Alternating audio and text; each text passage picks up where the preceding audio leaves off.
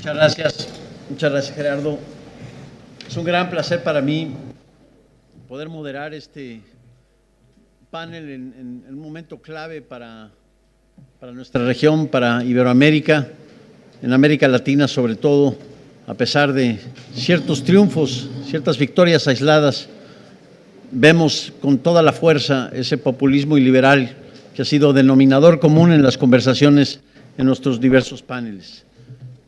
Nuestros panelistas no requieren presentación, incluso simplemente les voy a pasar el micrófono. Tenemos el tiempo un poco limitado, pero creo que esta puede ser una conversación sumamente rica y productiva para entender cuál es el panorama que enfrenta nuestra región y sobre todo en América Latina. En México acabamos de tener una elección fundamental para lo que era el futuro de la libertad y la democracia, arroja varias interrogantes y perspectivas. Para hablarnos de esto y un poco más, Felipe Calderón. Presidente, muchas gracias. Gracias, buenos días a todas y a todos. Voy a entrar al tema porque Gerardo nos ha insistido en ser puntuales. No prometo cosas imposibles. Bueno, entonces voy directamente me brinco mi preámbulo y yo en el foro a que fui convocado la primera vez, que me honró mucho, del Foro Internacional para la Libertad en octubre del 22, dije, México es una democracia a punto de caer. Y también señalé que está en marcha un proyecto para destruir la democracia y prorrogar el poder del actual presidente.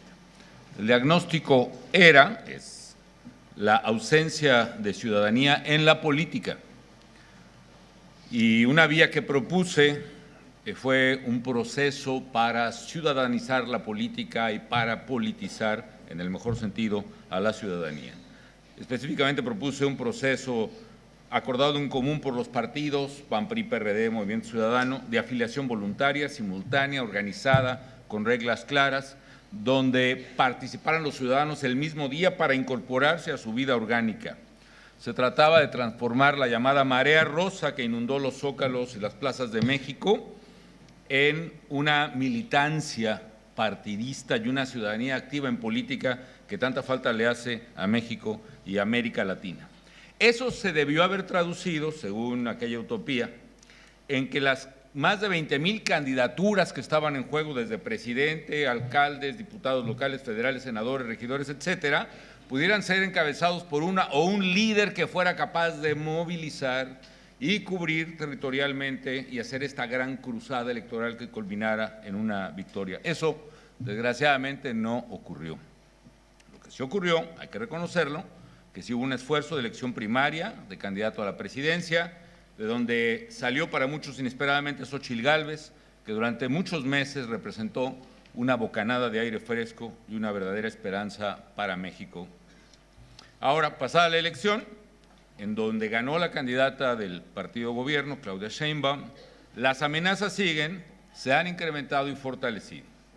Por desgracia, este intento de demolición sigue reimpulsado ahora por una mayoría absoluta de votos, con la muerte anunciada de la República tal como la conocemos, es decir, la desaparición este mismo septiembre del Poder Judicial, de la Suprema Corte, de los magistrados, de todos los jueces, de todos los órganos autónomos, incluyendo el INE, los económicos, las comisiones de competencia, las de telecomunicaciones, todos pues, para ser sustituidos por candidatos electos popularmente, lo cual supone por militantes y dirigentes leales a la causa populista.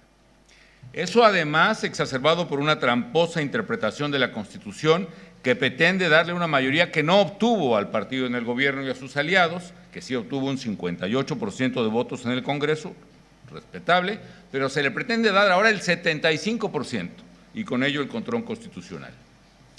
Por eso pienso que es obligado darles una explicación, además ya me lo pidió el querido moderador Roberto, de las elecciones, porque ustedes la merecen. Es cierto, primero hay que reconocerlo, más allá de lo inequitativo de la competencia y del uso y abuso ilegal, inconstitucional del poder, la mayoría votó por Claudia Sheinbaum, la presidencia electa. Pero eso no quita que se pueda y que se deba señalar ese precisamente abuso. Y hay quien suele distinguir entre el proceso electoral y la jornada electoral en sí misma. Yo utilizaré también esa distinción. El proceso, profundamente inequitativo, aquí dijo Lía Limón, le agradezco sus comentarios también, y tiene toda la razón, una elección de Estado. ¿Qué es eso? una elección donde todo el Estado y toda su fuerza y todo su poder y todo el presupuesto juega ilegal, inequitativamente, inconstitucionalmente, antidemocráticamente en favor de una candidatura, que fue el caso. Los gobernadores de Morena, que son la absoluta mayoría, los alcaldes, las dependencias del gobierno, todo pusieron impunemente recursos y tiempo y todo en favor de esa candidatura. ¿Ganó Claudia Sheinbaum? Sí. ¿Tuvo méritos ella misma en esa victoria? Pienso que sí. ¿Fue una elección de Estado? Claro que sí, también. ¿Hubiera ganado sin esa elección de Estado? Eso ya nunca lo sabremos.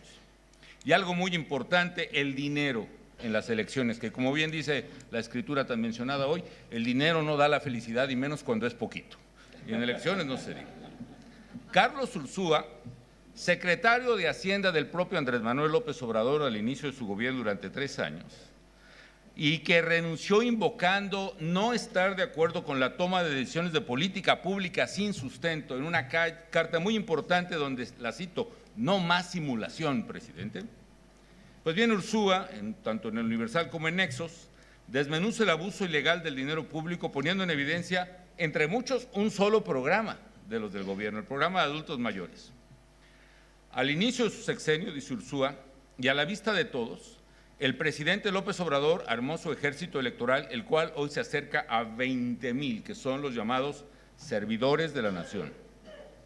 Los soldados que lo mismo tocan las puertas de los hogares para recordar a cada adulto mayor y a sus familiares las bondades del líder, que Andrés te manda esto, y recordarles también, como ocurrió en la campaña, ilegalmente, que si no ganaba la candidata de Andrés, se quitaría el programa. Ursúa hace cálculos de cómo se financió ese ejército, tomándolo del propio presupuesto, que vaya si lo conocía, él era el secretario de Hacienda, del programa de adultos mayores, y comparte datos reveladores. Por ejemplo, para el 2024 hay un presupuesto de 465,000 millones de pesos en el programa, unos 24,000 millones de euros. Ahora bien, de acuerdo con la Comisión Nacional de Población, la cifra estimada de adultos mayores será entonces a mediados de año 11,217,534. Suponiendo la histórica suposición de que todos estarían adscritos al programa, que tiene varios requisitos, suponiendo que todos lo cumplieran, la Secretaría de Bienestar erogaría no los 465,000 millones, sino 404,000 nada más, suponiendo que todos estuvieran registrados. Es decir, todavía si concedemos 11,000 millones para la nómina, dice Ursúa, los gastos de operación, quedan 50,000 millones de pesos limpios de polvo y paja y sin escrutinio para otros menesteres. 50,000 millones que son más o menos 2,600 millones de euros. Así pues, los votos los explica el dinero recibido por los beneficiarios, podríamos discutir la legitimidad de ello, el dinero regalado, lo que dice la diputada Cayetana Álvarez, las paguitas que nosotros, el diminutivo, no lo justificamos, es un dineral, ¿no? Que en este año electoral, curiosamente, tuvo una paga, el incremento de un 25%, y se hizo el pago de 3 bimestres en una sola exhibición, es decir, 2 meses antes de las elecciones, en un país de un ingreso per cápita de 600 euros al año, más o menos, cada beneficiario recibió más o menos 1,000 euros en efectivo. Y sí, muchos de esos votos pues fueron emitidos libremente en gratitud por ello. Hay que discutir la legitimidad de eso, pero como dice Ursúa, a costa de lo que él llama el cartucho financiero encendido para el próximo presidente, que tendrá que cerrar el déficit público de nada menos 6% del PIB, a riesgo de que reviente en algunos años adelante. Pero también otra parte de los votos los explican los 600 millones de euros manejados con absoluta opacidad, sin reglas de operación, sin padrón de beneficiarios, sin rendición de cuentas, que fueron a aceitar la maquinaria imposible de vencer. Finalmente, la última parte lo explicaría lo que realmente pasó en la jornada electoral. La verdad es que se sabe, sí, que la mayoría fue aplastante, pero la verdad no se sabe con exactitud si hay o no un margen de discrepancia con los votos realmente emitidos y de qué tamaño pudiera ser el margen. Puede ser 0, puede ser 1, 2, 5, no sé. Pero ¿por qué no sabemos? Y aquí viene la contraparte. ¿Por qué la oposición, y esta es una responsabilidad que no puede dejar de señalársele a los partidos, al PRI, al PAN y al PRD, a MC, fueron incapaces sus dirigencias de acreditar representantes de casilla? En el caso del PAN, que tuvo el honor de presidir, que me postuló como candidato presidencial, que me duele mucho su caso. Según datos del propio INE, solo registró el 40% de representantes acreditables ante las mesas directivas de casilla. Tengo el dato preciso, en fin. Ni siquiera la mitad de las casillas fueron cubiertas, ni siquiera la mitad. Es decir, en la otra mitad de las casillas, supongan que nada más en una tercera parte, más conservadoramente, esos servidores de la nación hicieron lo que quisieron. Pudieron haber cambiado funcionarios de casilla, pudieron haber suplantado representantes del propio PRI, PAN y PRD. Jorge Alcocer, un gran analista, muy respetado por mí, dijo que hubo 1,800 casillas zapato para las jugadoras y jugadores de dominó. Sabemos que el zapato es cuando uno lleva todos los puntos y el otro lleva 0, ¿no? Él dice 1,800 casillas zapato, 100% de los votos emitidos y los 100% para Claudia Sheinbaum, ¿no? Que es nulo además en jurisprudencia electoral, pero bueno, supongan que sean menos casillas. Mi punto es este: ¿en dónde estaban los representantes del PAN, PRI y PRD? El problema es que han hecho partidos tan pequeños, tan manejables, que sus dirigencias, que sí les permitieron a sus dirigentes ponerse en el primer lugar de la lista plurinominal, asegurar su lugar en el Senado, poner a sus amigos, a sus asistentes personales incluso, y la ciudadanía fuera. En fin, me quedan 2 minutos según me advirtió el moderador. En serio, van 10:17.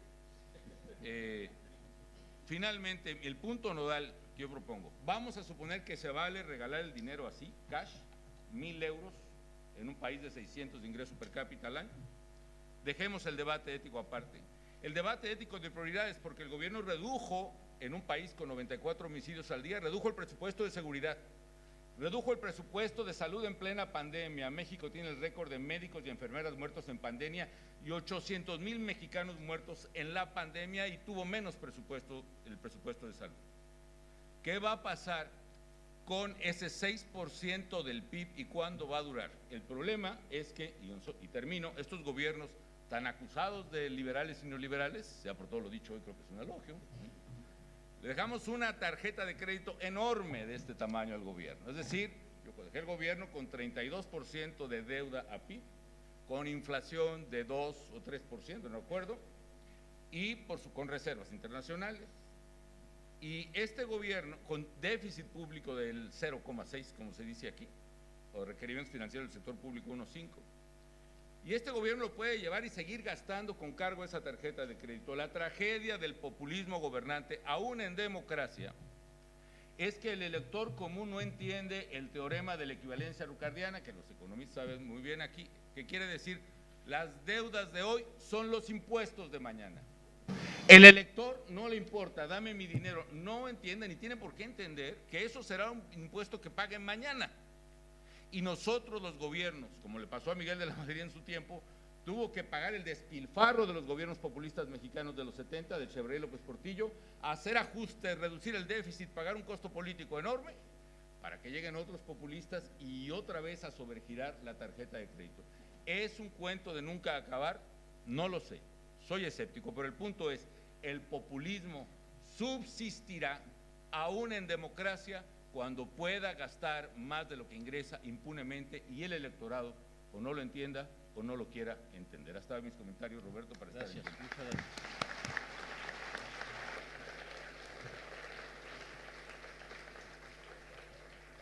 Dice la gran economista Carmen Reinhardt en su libro This Time is Different. Esta vez es distinto, nunca es distinto.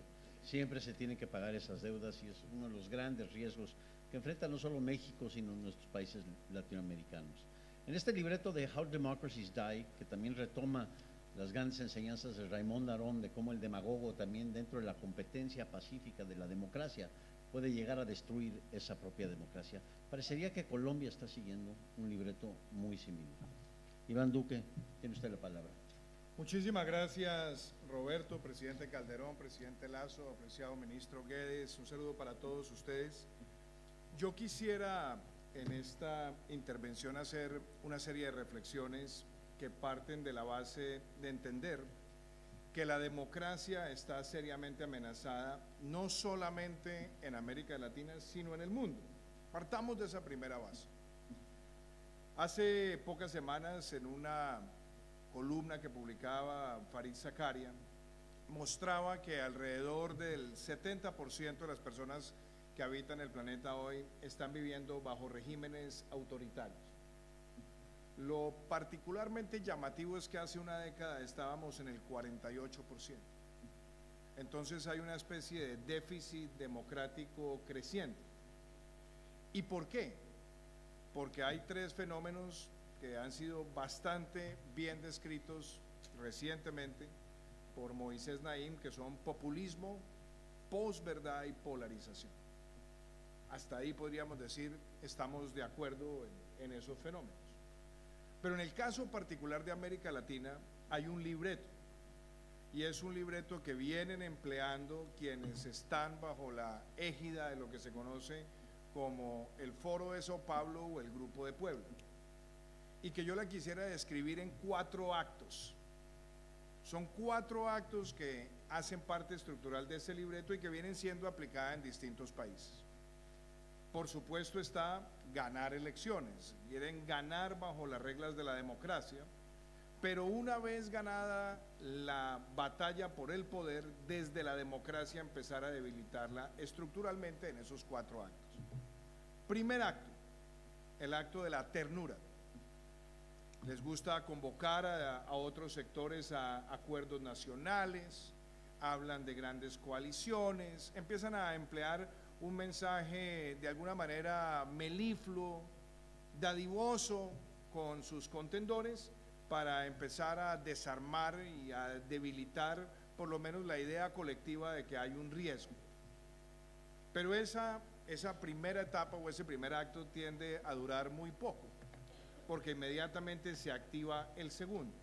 Una vez tienen adormecidos a sus contradictores, una vez han creado la falsa ilusión de concertación, empieza a arreciarse un discurso cada vez más dogmático, cada vez más polarizante y cada vez más enemigo del sector privado, cada vez más enemigo de las instituciones independientes y cada vez más alejado de la generación de confianza. Y empieza a construirse la narrativa de la batalla ideológica.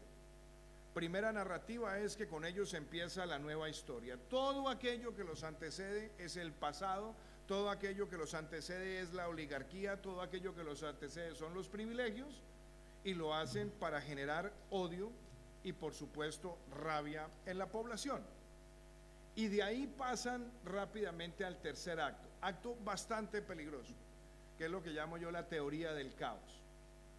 Al querer ideologizar todos los sectores de la economía, al querer ideologizar todos los sectores del debate nacional, empiezan a promover reformas donde se debilita la participación del sector privado, porque idealizan al Estado.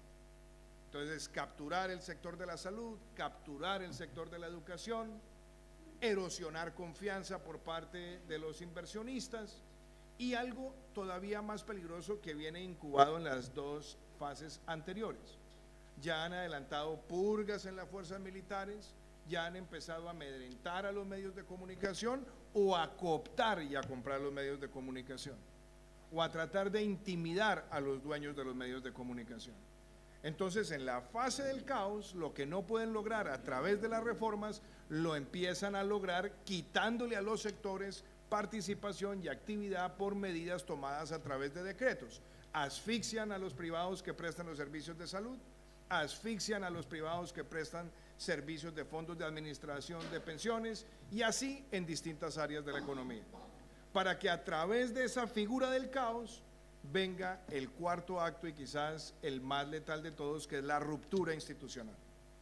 Crean el caos, hacen la ruptura histórica, generan la rabia y quieren por la vía de la ruptura institucional perpetuarse en el poder, que lo hacen a través de distintos métodos, o a través de asambleas constituyentes hechizas, o a través de decretos de estado de excepción, o lo que es aún más peligroso, creando también estructuras partidarias para hacer, como lo mencionaba el presidente Calderón, elecciones de Estado e imponer sus candidatos a partir del uso indiscriminado de los recursos presupuestales.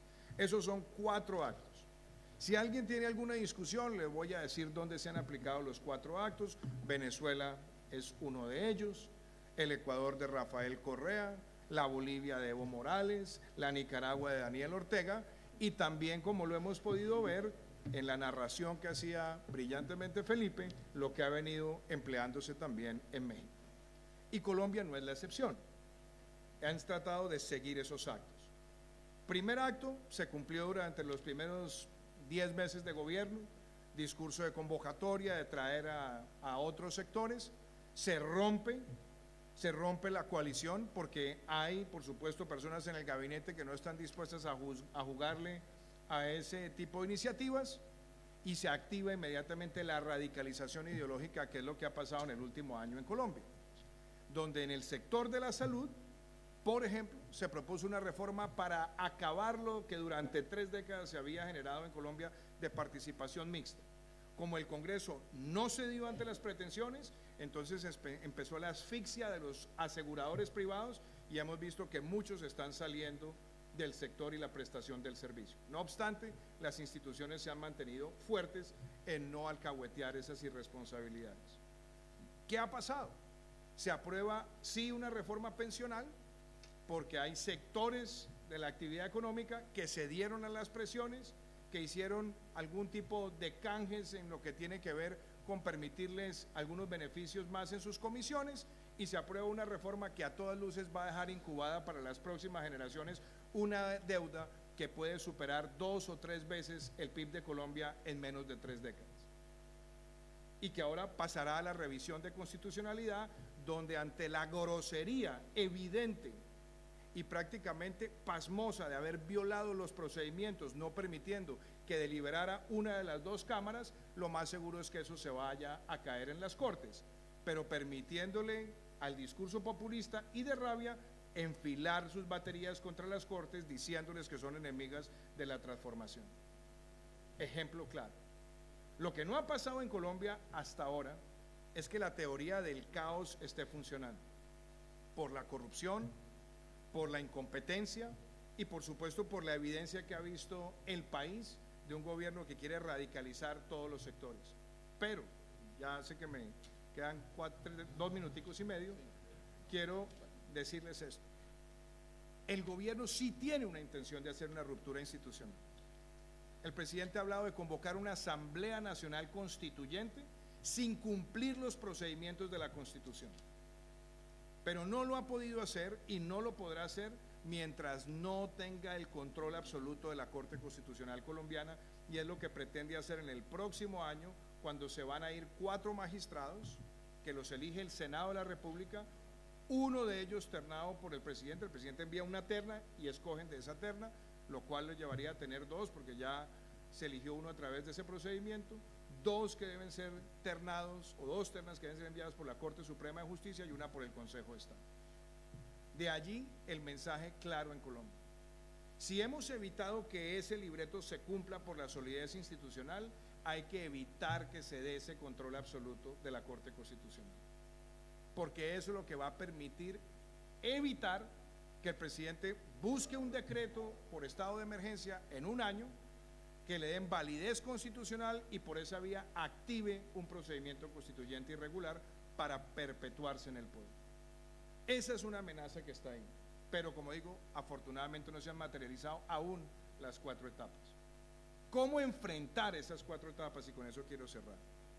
Yo le he propuesto al pueblo colombiano que hagamos una gran alianza nacional republicana, que tenga varias premisas. La primera, que los expresidentes no juguemos a ser cazatalentos de candidatos, que no estemos buscando ser los headhunters para satisfacer las pretensiones de poder de los expresidentes, y que tengamos una actitud altruista, patriótica, donde Colombia esté por encima de los partidos, donde todos aquellos que representan no una posición antipetro, porque esto no puede ser una alianza contra una persona, sino tiene que ser una alianza por la democracia, por la institucionalidad, puedan tener un mecanismo a través del cual se pueda hacer una gran convergencia que permita la restauración moral y la restauración plena de una Colombia que ha logrado arbitrar bien el tener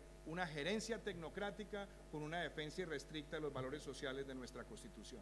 Ese debe ser el sentido. Y que tenga como principios, entre otros, como lo dije, la patria por encima de los partidos, la seguridad como valor democrático, una agenda social basada en la sostenibilidad fiscal, un Estado austero, efectivo, y que tenga la posibilidad de ver al empresario no como un enemigo, sino como un factor decisivo para, con la inversión, generar crecimiento y con el crecimiento bienestar, algo que han querido negar desde esa perspectiva.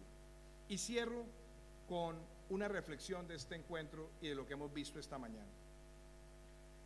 Erráticamente en muchos países se ha tratado de poner al liberalismo como antagónico al conservatismo. No, el antagonista del liberalismo clásico es el autoritarismo. Y por eso defender las ideas liberales es un deber de todos, porque es incontrovertible la superioridad moral en la gestión del Estado, de la defensa de las libertades versus quienes quieren oprimirlas y cercenarlas. Muchos de estos gobiernos se hacen denominar progresistas, de los que apelan a la égida del Foro de Sao Paulo y del Grupo de Puebla, pero en realidad son pobrecistas, porque empobrecen a los pueblos, porque generan altos niveles de inflación, porque espantan la inversión y sobre todo porque terminan afectando a los más vulnerables, porque son ellos quienes tienen que pagar las deudas costosas en el tiempo. Hoy más que nunca, y esa es la cruzada de la FIL, apreciado Álvaro, apreciado Gerardo, y honrando también el legado intelectual de Mario Vargas Llosa, este tiene que ser un encuentro no para que vengamos a compartir dolores, sino para que nos unifiquemos en la tarea, y es la tarea irrestricta de derrotar con la fuerza de la evidencia a esa égida del Foro de Sao Paulo y del Grupo de Puebla, que podamos mostrarle a la población los 4 actos y que podamos restablecer la democracia con claridad de que sin crecimiento económico y sin acceso a libertades individuales de los más vulnerables no se construye democracia. Muchísimas gracias.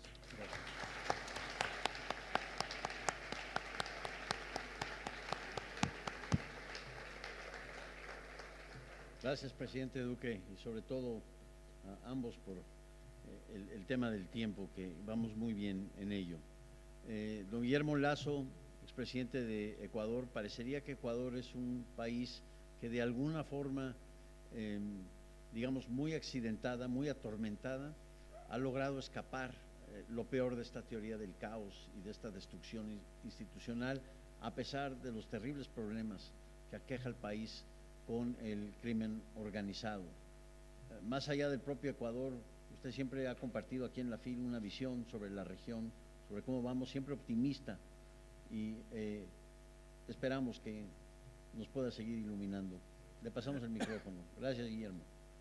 Muchas gracias, Roberto. Un saludo para Álvaro, un saludo también para Gerardo Bongiovanni, un saludo a través de ustedes para Mario, a quien tanto queremos y respetamos en la FIL. Un saludo, presidente Calderón, presidente Duque, ministro Guedes. La descripción que ha hecho el presidente Duque es una descripción histórica de lo que ya vivió el Ecuador desde el 2010 hasta el 2017. Impusieron también su candidato, que gobernó el Ecuador del 2017 al 2021, con ciertas variantes, porque entendió que el camino era equivocado, y lo que Correa llama traición, yo llamo un giro democrático de parte del gobierno de Moreno. Pero yo les quiero contar que a ese Foro de Sao Paulo y esa receta que fue aplicada en el 100% en el Ecuador, se les puede ganar. Se les puede ganar, y de hecho el 11 de abril del 2021 ganamos elecciones limpias y libres en el Ecuador, con un mandato para 4 años en Ecuador. Ustedes dirán, bueno, pero ¿qué pasó? ¿Por qué disolvió la asamblea y por qué llamé a elecciones anticipadas? Porque lastimosamente en el Ecuador existe una falla en la democracia donde el partido, entre comillas, de derecha, entre comillas, liberal, se alió con el correísmo. El representante del Foro de Sao Paulo se aliaron para atenazar a un gobierno democrático, porque ellos, que los identifican, digamos, los unen muchas características, una de ellas es: no hay que dejar de gobernar al adversario, porque si hace bien algo, entonces nos quita espacio. Por lo tanto, la narrativa del caos, del desorden, de incapacidad de gobernar, comenzó, como me lo advirtió Mario Vargas Llosa en una muy linda carta que acabo de rescatar de mis archivos. Ojalá que a Guillermo Lasso, lo dejen gobernar. Creo que Mario en eso advertía claramente los problemas que se le presentarían al Ecuador. Pero no es solo un acuerdo entre el Foro de Sao Paulo, una derecha absolutamente cuestionada, sino hay un tercer aliado: el crimen organizado, el tráfico de drogas, el tráfico de armas, el tráfico de personas.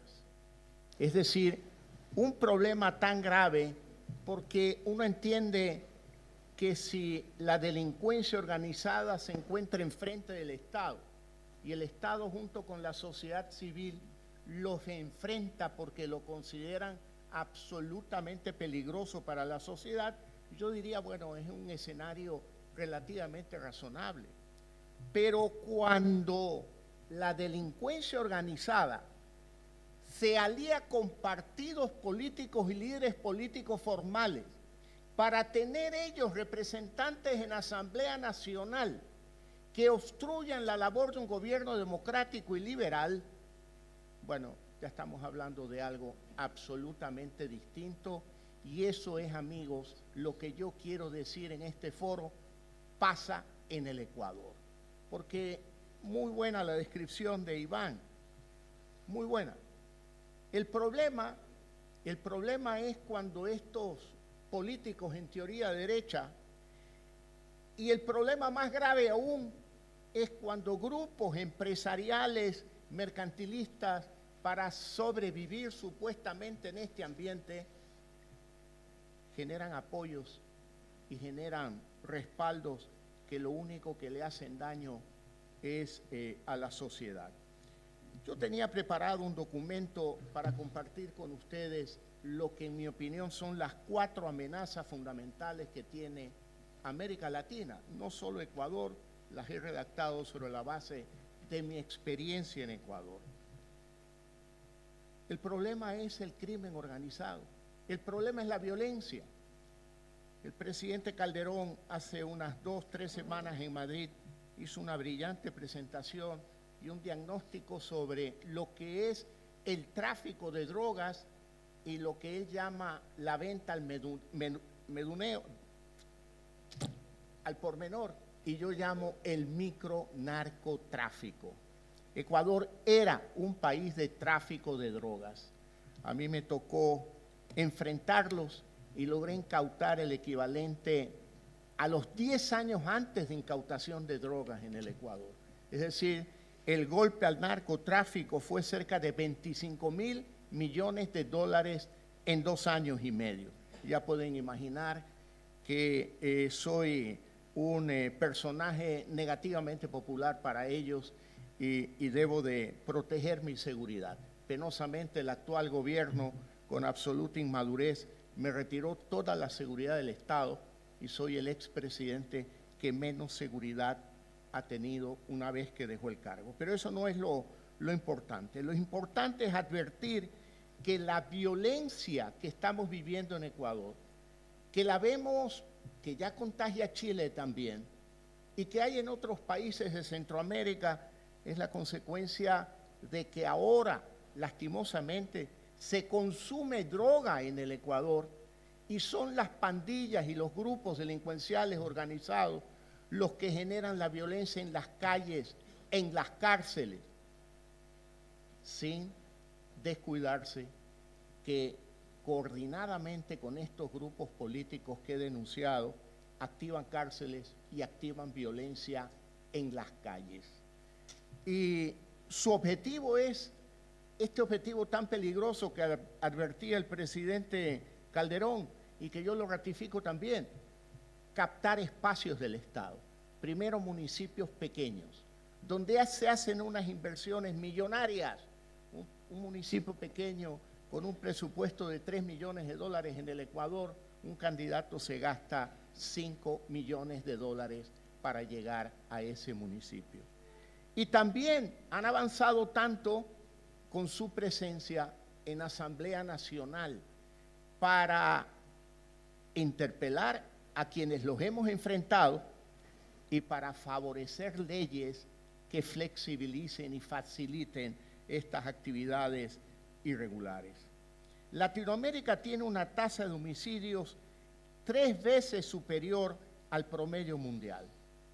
18 muertes violentas por cada 100.000 habitantes versus la tasa de 5,6 que tiene el resto del mundo. Somos la región más violenta del mundo, en la que solo vive el 8,3% de la población mundial. Y aquí yo diría, América Latina tiene que unirse. Los sectores democráticos de América Latina, institucionales, republicanos, debemos unirnos. Y debemos unirnos como países para enfrentar el crimen organizado. Tenemos que aliarnos con los Estados Unidos, nuestro principal socio, con quien yo logré negociar un memorándum de entendimiento con 169 objetivos para los próximos 7 años, valorado en $3.000 millones. Eso, para que tengan idea, equivale a 2 puntos del Producto Interno Bruto del Ecuador. Muy cercano a lo que fue el Plan Colombia, lo más cercano que se ha visto en América Latina en este sentido.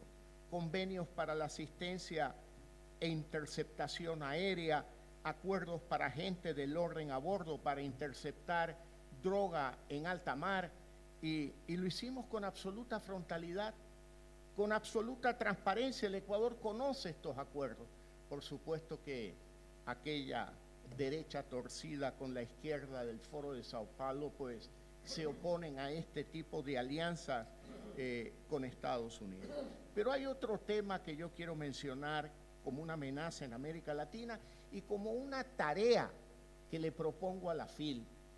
Se habla de democracia, se habla de libertad, se habla de liberalismo económico, pero yo creo que tenemos, adaptado a cada país, que tomar la responsabilidad sobre los programas sociales. Lo que yo percibí es que supuestamente el Foro de Sao Paulo y las monjitas del mundo tienen el absoluto monopolio de los temas sociales, y eso no es así. En mi gobierno logré llegar a invertir $13.300 millones, equivalentes a más del 50% del presupuesto del Estado en inversión social. ¿Cuánto invirtió Correa en promedio en los 10 años que gobernó? Apenas $7.000 millones. ¿Cuánto invirtió Moreno, su sucesor? Apenas $10.000 millones. Pero llega un presidente democrático y liberal, pero humanista, consciente de lo que pasa en el Ecuador en términos de pobreza, donde el 30% de la población es pobre, a pesar de que habitamos en un territorio rico. Yo quiero contarles que nuestra inversión social en salud, primero la vacunación, un proceso exitoso que me permitió cumplir una promesa de campaña, vacunar al 53% de la población con 2 dosis en los primeros 100 días de gobierno, que sorprendió a los ecuatorianos y a la región. Lo logramos. Hemos invertido en 27 unidades educativas modernas para cerca de 5.000 alumnos cada una de ellas. Invertido en hospitales nuevos, en 2 años y medio apenas, 4 hospitales nuevos, y equipar el más grande hospital del Ecuador con 500 camas. Logramos liberar a los jóvenes ecuatorianos para que puedan estudiar en la universidad lo que ellos quieran, no lo que les diga el gobierno, y también liberar la administración de las universidades privadas y públicas, inversión en vivienda. Hay un proyecto social que en mi país causó un impacto, y es la lucha contra la desnutrición crónica infantil, un problema muy grave y serio en América Latina. En 2 años y medio reducimos en 3,5 puntos porcentuales ese indicador, que es el segundo más alto de América Latina. Creo que ya me faltan 5 minutos, voy a acelerar un poco, pero sí quiero decir, abordemos los temas sociales, que el discurso, que nos escuchen, no solo sea en materia democrática, en materia económica, en materia conceptual de las ideas de libertad, sino que también comprenda que nosotros somos muy buenos seres humanos, que somos capaces de preocuparnos de los problemas más graves que tiene América Latina en la pobreza. Otra amenaza es ideologizar las relaciones internacionales. Mi gobierno se caracterizó por ser muy pragmático. El programa de vacunación fue exitoso gracias al apoyo de China y las vacunas chinas.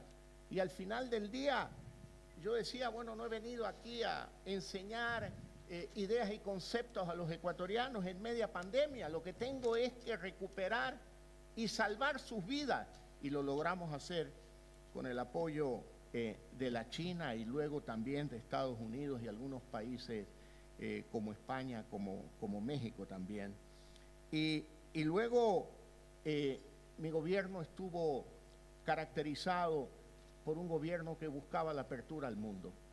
Lastimosamente no pude ingresar a la Alianza del Pacífico porque el presidente AMLO torpedeó esa posibilidad, pero suscribimos acuerdos de libre comercio con China, con Corea del Sur, y dejamos impulsada una ley, IDEA, que es una ley equivalente a un tratado de libre comercio de una sola vía con Estados Unidos, donde ellos nos darían al Ecuador el tratamiento arancelario de los países del Caribe sin que Ecuador conceda nada a cambio. Pero creo que el pragmatismo en las relaciones internacionales, al menos en mi gobierno, fue realmente útil. Yo creo que hay un tema fundamental en América Latina también, es la conservación del medio ambiente. En la primera visita como presidente electo que hice al exterior fue a Colombia y me recibió mi querido amigo Iván Duque. Y en esa reunión él y yo empezamos a hablar de medio ambiente y la necesidad de crear un corredor marino protegido que nacía en las Islas Galápagos, llegaba hasta Costa Rica. En el caso de Ecuador, logramos incrementar las reservas marinas de Galápagos de 138.000 a 190.000 kilómetros cuadrados y logramos el más grande canje de deuda por conservación de la historia de la humanidad. 1.600 millones de dólares de reducción de deuda, significando en un neto 1.100 millones de dólares de utilidad para todos los ecuatorianos. Ampliamos las reservas hídricas, los bosques protegidos y nuestra agenda ambiental, les puedo decir, fue la envidia de toda la izquierda ecuatoriana. Les quitamos el discurso, porque no son ellos los dueños de estos conceptos sociales y de medio ambiente. Y luego yo coincido con Iván, la democracia está amenazada. Y está amenazada por el incremento de la violencia, está amenazada por las redes sociales, está amenazada por las postverdades, los fake news, y en el futuro creo que la inteligencia artificial nos presenta un desafío para poder proteger a la democracia y las ideas de libertad. Muchas gracias, queridos amigos.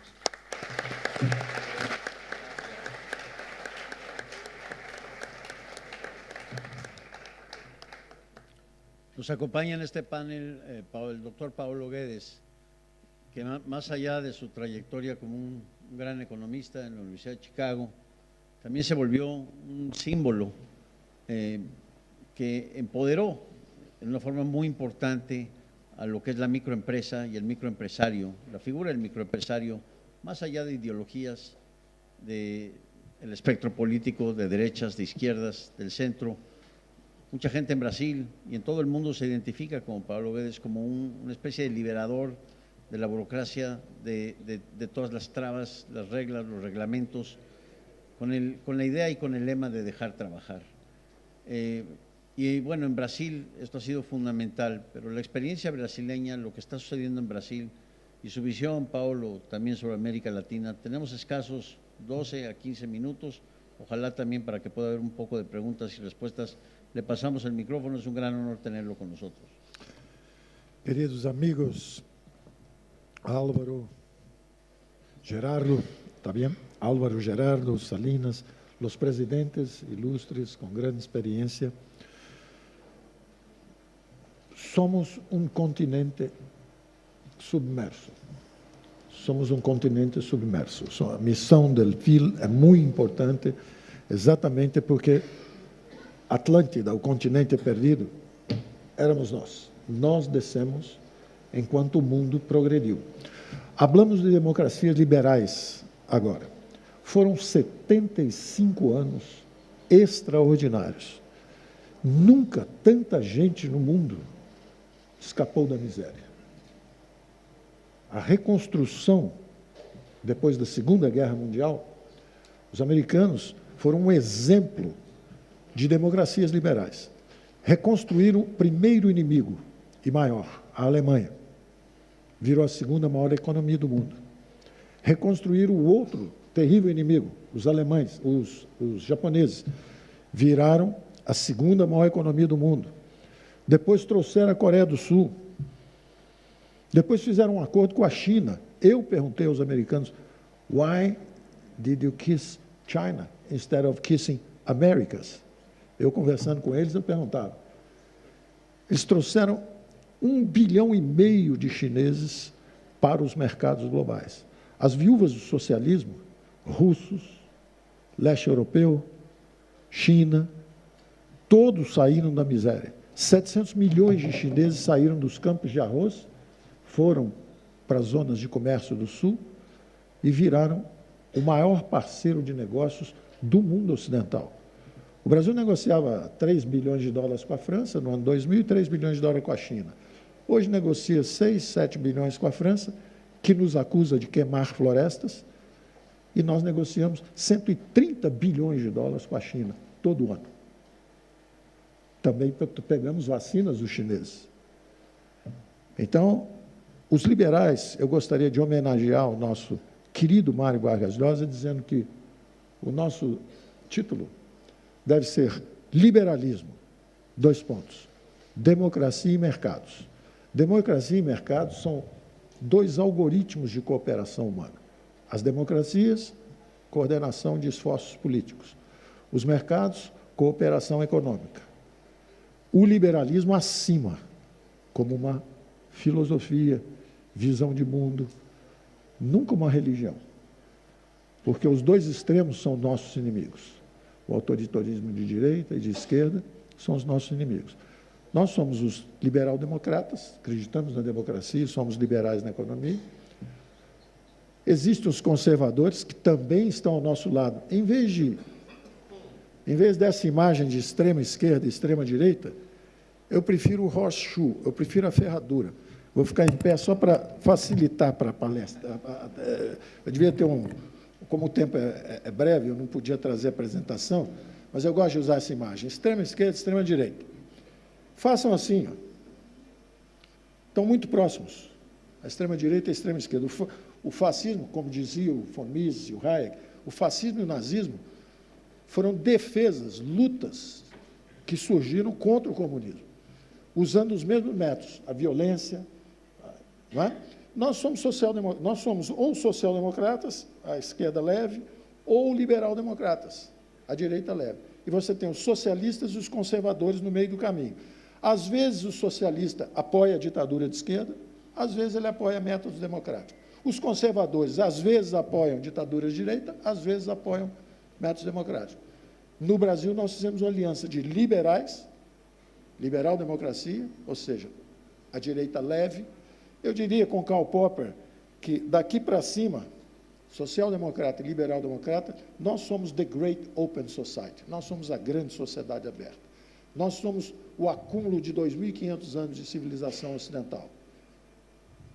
Temos os conservadores e os socialistas, que às vezes se movem para cima ou para baixo, e lá embaixo nós temos os sistemas politicamente fechados, que são sempre as ameaças.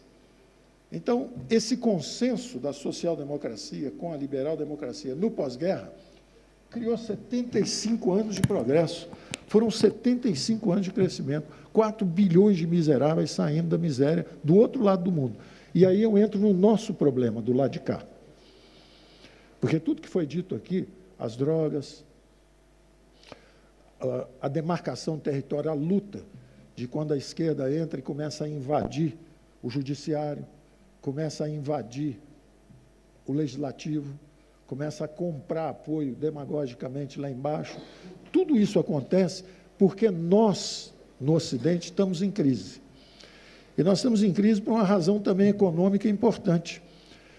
É o teorema do Stolper-Samuelson. É o seguinte: enquanto 4 bilhões de pessoas saíram da miséria do lado de lá porque abraçaram as economias de mercado, mergulharam nos fluxos globais de comércio, enquanto peronistas, chavistas, enquanto todo mundo estava protestando na rua, batendo tambor, etc., os chineses estavam recebendo os investimentos e criando empregos e tirando as pessoas da miséria.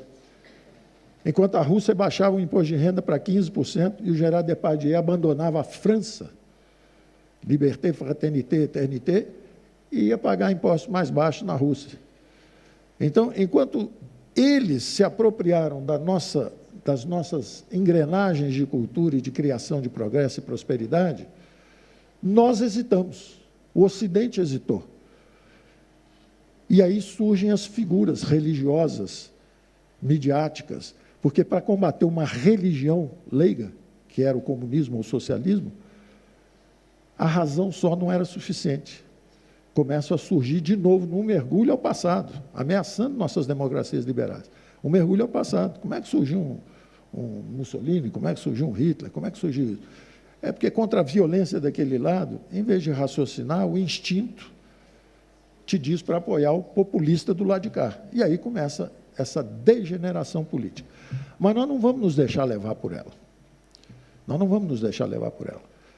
No Brasil, nós sofremos isso também, várias coisas que foram indicadas aqui, mas nós reagimos a cada crise baseado sempre nos princípios. Por exemplo, nosso primeiro painel aqui hoje, os alcaides, os 4 ministros, dizendo: precisamos descer. Em vez de ficar só nas abstrações de liberdade, o que significa liberdade quando você desce para perto do povo? Significa saneamento, segurança pública. Por que o Bukele ganhou uma eleição? Segurança pública. Por que nós conseguimos ter... Eu virei um ministro popular no Brasil, sou saudado, eu abri redes sociais, eu tenho 1 milhão de seguidores. 1 milhão de seguidores para alguém que cortou gastos públicos. Quando o Covid chegou ao Brasil, diziam que o PIB ia cair 10%, caiu 3%, porque nós usamos os princípios liberais, transferência de renda para o mais pobre direto. Não vou dar dinheiro para o ministro mandar para um banco público, para o banco público dar para um empresário, não. 68 milhões de brasileiros digitalizados. Em 2 meses, nós digitalizamos 68 milhões de pessoas frágeis. E fizemos uma transferência direta de renda. Milton Friedman, minimum income, $120. 68 milhões de brasileiros, durante 2, 3 anos. 3 minutos. Perfeito. Durante 2, 3 anos. A economia caiu 3, cresceu 5, cresceu 3, cresceu 3. Como disse o presidente do México, nós saneamos tudo, consertamos tudo que fazem de errado e entregamos para eles fazerem de novo. Como é que nós vamos combater isso? De um lado, intelectualmente, é a fio. Agora, de outro lado, descendo. Mais Brasil, menos Brasília. Era outro princípio, é um princípio democrático. A representação popular, você tem que chegar lá embaixo. Saúde, saneamento, segurança pública. Ou você chega lá embaixo com dinheiro, e como é que chega lá embaixo com dinheiro? Num princípio democrático da grande democracia liberal americana. Tinha 13 colônias. Depois, para combater a alta de impostos, eles criaram o governo central. Essa é a história diferente da América Latina. A América Latina, metade Portugal, metade Espanha, eram os amigos do rei. Era de cima para baixo. Até hoje o direito não chegou lá embaixo, o saneamento, o Estado ainda não chegou lá embaixo. Eu usei esse princípio.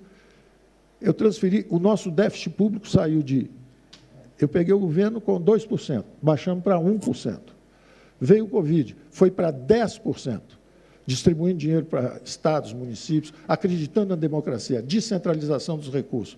Cada alcaide aqui podia fazer mais com o dinheiro do que a capital, do que o governo central. Vamos descentralizar os recursos. O déficit foi para 10% do PIB. No ano seguinte, voltou para 1%, e no final, 5 mil municípios com superávit, 26 estados com superávit, governo federal com superávit, todas as empresas estatais com superávit. E eu apliquei o liberalismo todo o tempo. E o povo na rua me abraça e agradece e diz que rezou muito por nós.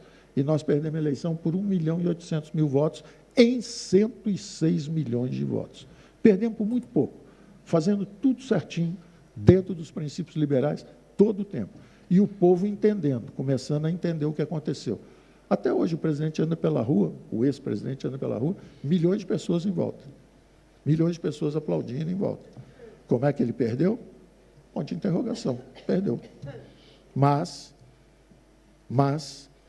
os princípios liberais estão lá, firmes. Todo mundo entendeu. Dinheiro, se você quiser ajudar o mais frágil, você dá uma transferência de renda direta. Minimum income, Milton Friedman. O futuro será assim. América Latina, nós temos que trabalhar juntos.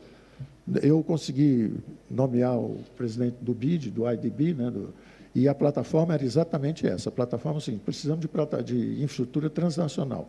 Nós temos que estar juntos nisso. Hoje vocês olham para a zona do euro, vocês percebem claramente que não havia espaço mais para o dracma, para a peseta, para a lira, para o suíço florentino. Não existe isso.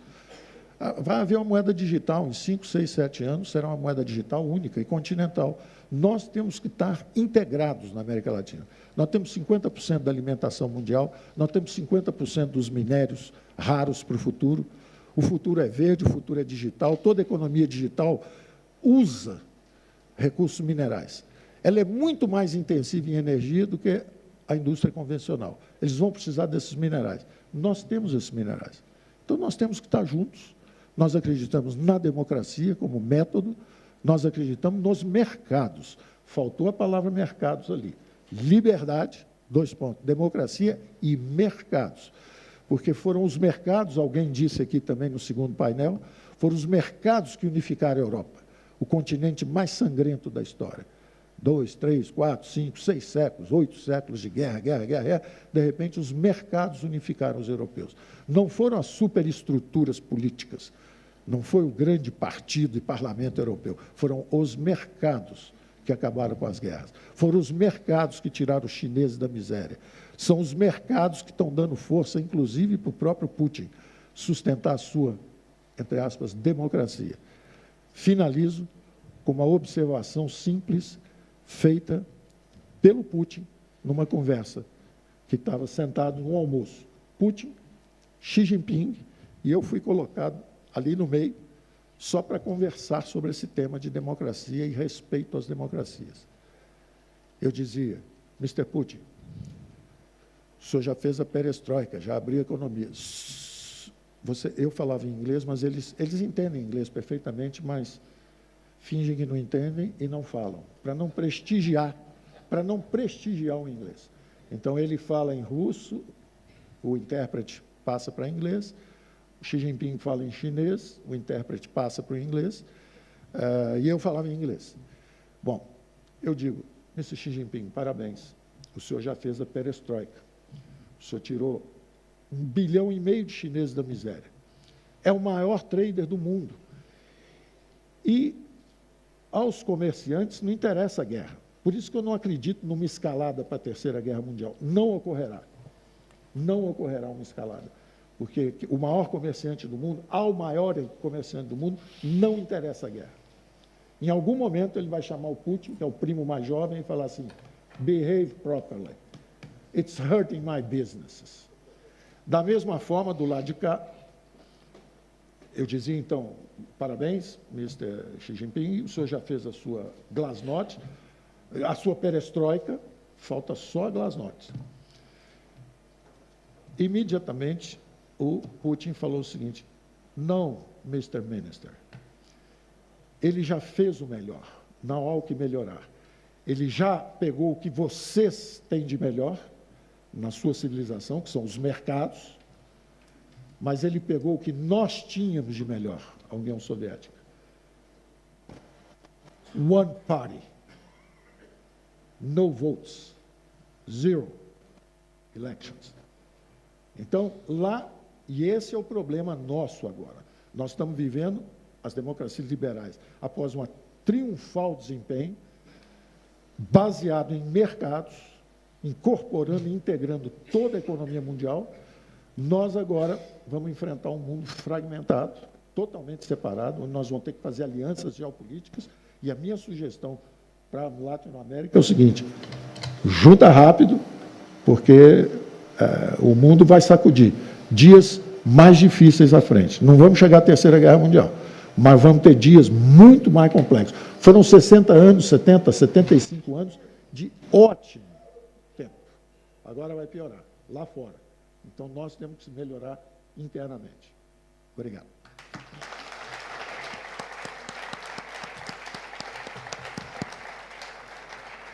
Gracias, ministro. Lamentablemente se nos ha acabado el tiempo. Un aplauso, por favor, este magnífico panel. Gerardo. Muchas gracias, Paulo, muchas gracias a los presidentes, gracias, Roberto. Bueno, en unos minutos más va a estar con nosotros Alberto Núñez Feijóo, presidente del Partido Popular. Mientras tanto, Álvaro, por favor, tenemos un diálogo muy breve que mantuvo Álvaro con María Corina Machado y con Edmundo, el candidato de la democracia en Venezuela. Gracias, Gerardo. Muy brevemente voy a presentar el vídeo. Lo grabamos hace 2 días por 2 razones. La primera es porque ellos están, lógicamente, en campaña y era muy difícil conseguir que ambos estuvieran en Caracas, donde las condiciones tecnológicas eran mejores, de manera que eso requería grabarlo con un poquito de anticipación. Y la segunda razón, evidentemente, era evitar la posibilidad de que el régimen cortara la comunicación si lo hacíamos en vivo. Edmundo González Urrutia es el candidato a la presidencia de la República de Venezuela. Las elecciones tendrán lugar dentro de un mes. Son las elecciones más importantes probablemente de los tiempos modernos en América Latina, unas elecciones que se producen en un contexto y unas condiciones, como saben ustedes, verdaderamente dantescas, y algo de eso vamos a tratar en la conversación. Quiero, antes de proyectar el video, decirles que se cumplen 40 años, hablando de Venezuela, de la fundación de SEDICE, una gran organización de defensa de la libertad venezolana. SEDICE es una institución que se fundó para defender las ideas de la libertad en un país donde esas ideas han sido puestas a prueba y de qué manera en las últimas décadas. Esa institución está dirigida por una persona extraordinaria, una gran amiga nuestra que ha participado en el Foro Atlántico, en otras